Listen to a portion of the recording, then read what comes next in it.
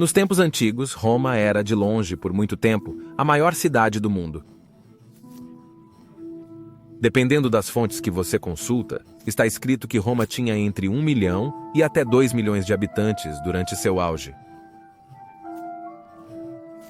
Usando evidências arqueológicas e registros de quanto grão e carne de porco foram fornecidos em diferentes épocas, podemos reconstruir que o número mais provável de habitantes deve ter sido entre 800 mil e 1 milhão e 200 mil de habitantes no tempo de Augusto por volta do nascimento de Cristo. Usando o mesmo método, descobrimos que, mesmo por volta do tempo de Valentiniano III, por volta de 21 de abril de 1984 d.C., Roma ainda tinha incríveis 500 mil habitantes. O declínio populacional começou com Constantino, quando muitos deixaram a velha Roma pela nova Roma, a nova capital de Constantino no leste. Mas ainda assim, 500 mil habitantes no ano 450 d.C. é surpreendente, considerando que frequentemente lemos como a importância de Roma diminuiu a partir do século IV em diante. Farei vídeos futuros onde argumentarei que, formalmente, Roma nunca deixou de ser a verdadeira capital do Império Ocidental, mas isso é um assunto para outra hora. Após o colapso do Império Ocidental, em 476 ou 480 d.C., dependendo da sua preferência, Roma ainda tinha muitos habitantes para aquela época.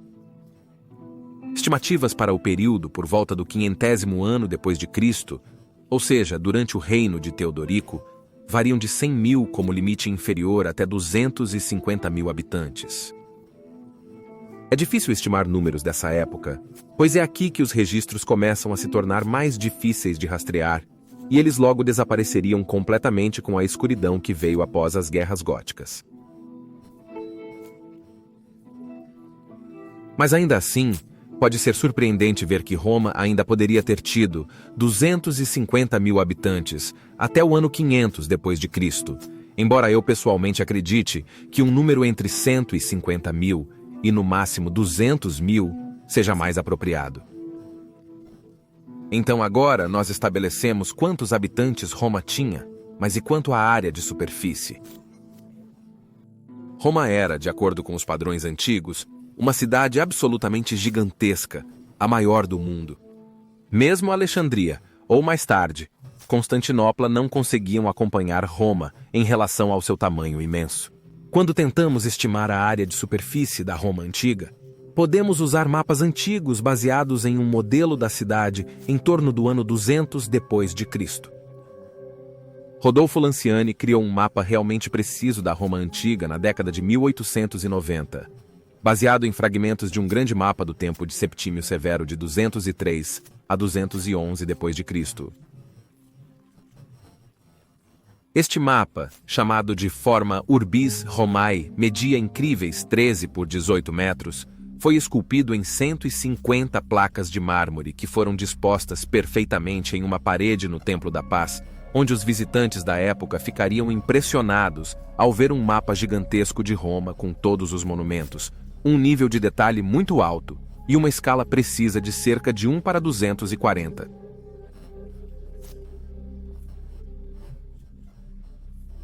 A cidade foi dividida na 14ª região administrativa, que também foi desenhada no mapa.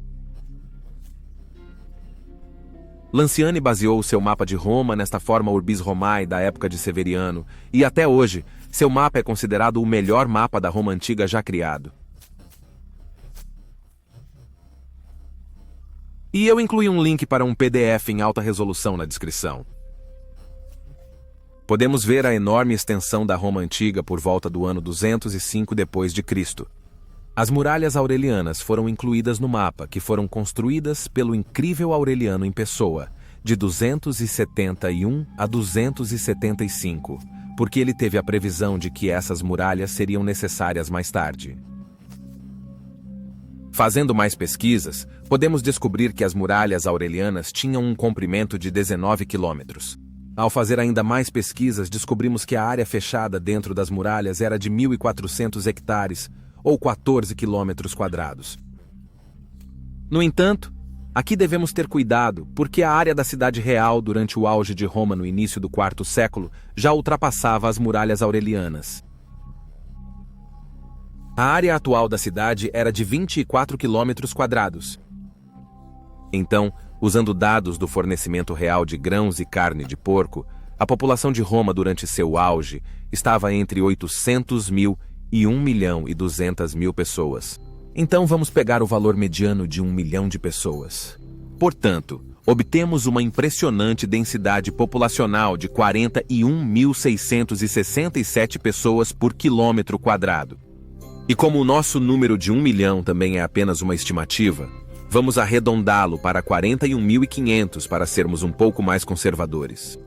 Para colocar isso em perspectiva, vamos dar uma olhada em uma cidade moderna, densamente povoada e mundialmente famosa, como Nova York. E em Nova York, Manhattan tem a maior densidade populacional, pois é repleta de arranha-céus e prédios residenciais de grande altura.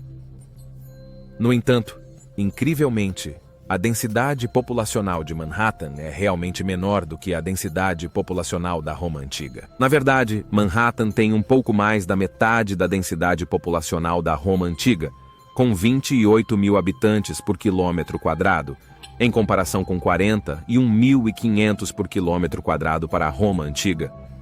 Até mesmo Hong Kong, essa cidade incrivelmente densa, com todos os prédios altos, tem apenas uma densidade populacional de 6.300 pessoas por quilômetro quadrado, apenas um sexto da densidade populacional da Roma antiga.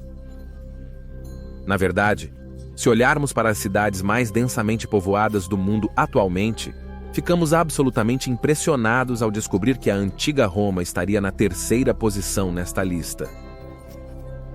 Malé, a capital das Maldivas, é atualmente a cidade mais densamente povoada do planeta, com 153 mil pessoas vivendo em uma área de superfície de apenas cerca de 2 quilômetros quadrados, correspondendo a incríveis 78.700 habitantes por quilômetro quadrado. Seguido por Manila, a capital das Filipinas, com 1.660.000 pessoas vivendo em apenas 38,55 quilômetros quadrados, o que resulta em uma densidade populacional de 43 mil pessoas por quilômetro quadrado.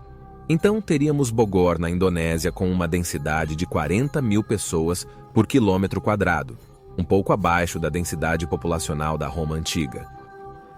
E por favor, se inscreva no canal Queridos Amici Imperii Romani, se você não quiser perder nenhum vídeo futuro, pois farei muitos mais vídeos não apenas sobre a história e batalhas do fim do Império Romano, mas também sobre a história urbana de Roma, Constantinopla e outras cidades do Império Romano.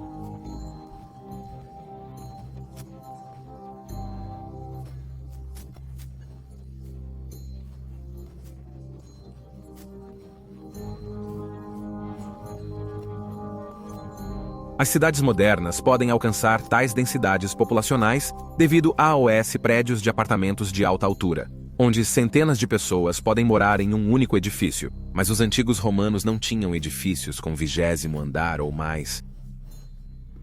Bem, a resposta para este enigma é dada por um tipo especial de edifício de apartamentos romanos antigos chamado ínsula. A Notitia Dignitatum, um documento antigo de cerca de 420 d.C., detalha a cidade de Roma daquela época. De acordo com este documento, a Roma de 420 d.C. tinha incríveis 1.797 palácios ou templos e 46.602 insulae ou prédios de apartamentos. Essas insulae podiam ter até 9 andares, antes de o próprio Augusto introduzir um limite de altura de cerca de 20 metros. No entanto, esses prédios foram construídos com baixa qualidade de construção, de modo que mesmo essa redução de altura não os impediria de às vezes desabar. E como você pode imaginar, a probabilidade de sobreviver a um colapso como esse não era muito alta para os inquilinos. Portanto, mais tarde a altura foi reduzida ainda mais para cerca de 17,5 metros. O escritor cristão primitivo Tertuliano nos dá alguns detalhes interessantes sobre as insulae.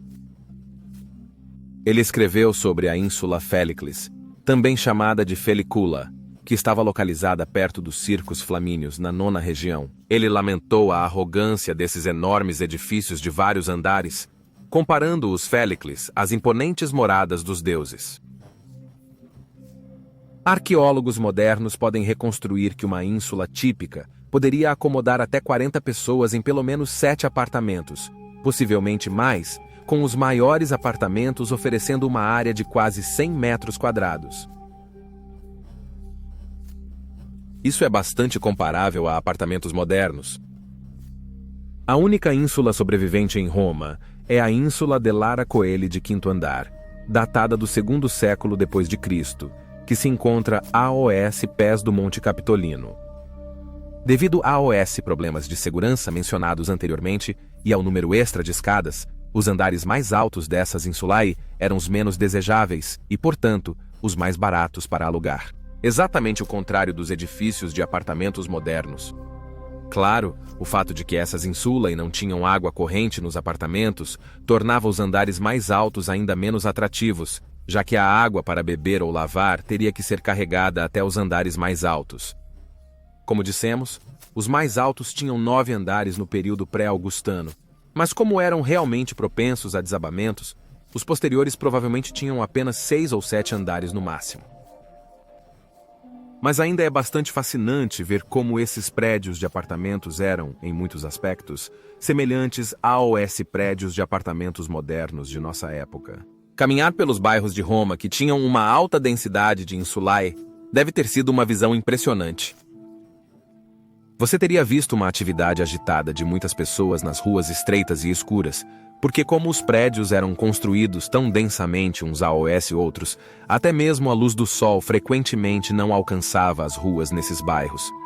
Como a maior parte da população de Roma não podia pagar para viver em luxuosas vilas ou propriedades como a rica aristocracia e elite dos romanos, podemos supor que pelo menos 80%, possivelmente até 90% da população da Roma antiga vivia nessas insulae.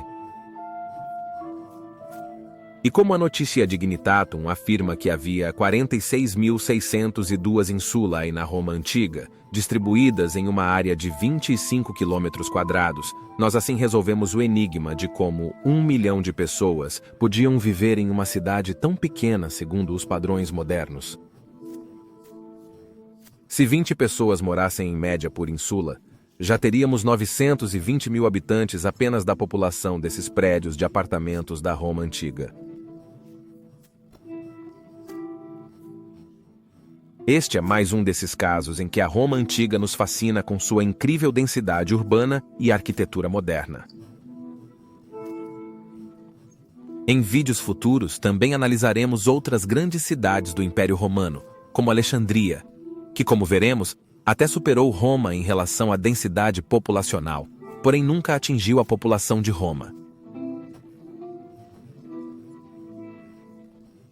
Mas nós também analisaremos a estrutura urbana, densidade populacional e locais de Constantinopla, e faremos a pergunta: qual cidade foi a mais impressionante em seu auge? Roma, Alexandria ou Constantinopla?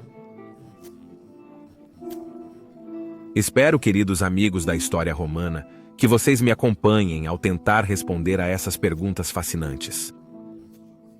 Obrigado por assistir a este vídeo, queridos amigos da história romana e Benevalia Amici.